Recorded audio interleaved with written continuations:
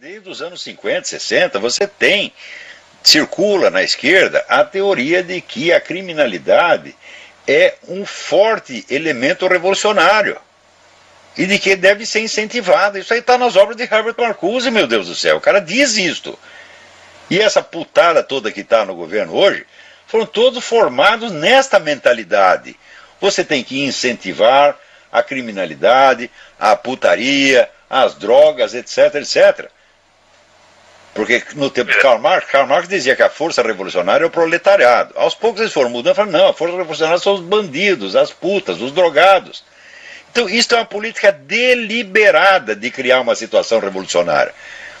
Agora, se o pessoal não entender que está sendo vítima de um plano, tá certo? E achar apenas que são casos isolados ou que foram erros, você nunca vai poder combater essa coisa. Santo Agostinho dizia que o amor ao próximo é a base da sociedade humana. Agora, se cada um só pensa em si, só pensa, não, tem que preservar o meu cu e o resto que se foda, pronto, acabou a sociedade, pô.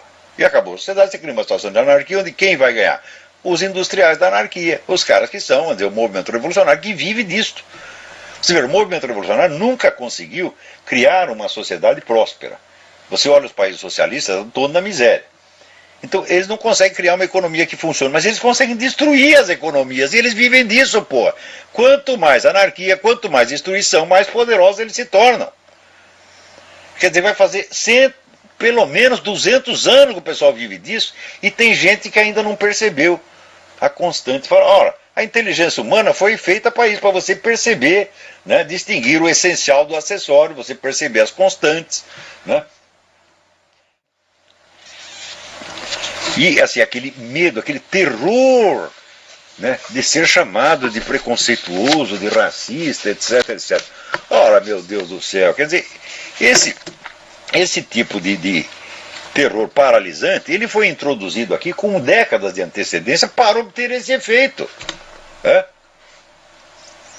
Quer dizer, é como no Brasil, quer dizer, você convence as pessoas de que os bandidos delinquentes são todos vítimas da sociedade, que o culpado é você. Na hora que chega um cara para assaltar a sua casa, tá certo? Você sente que você está apenas pagando uma dívida.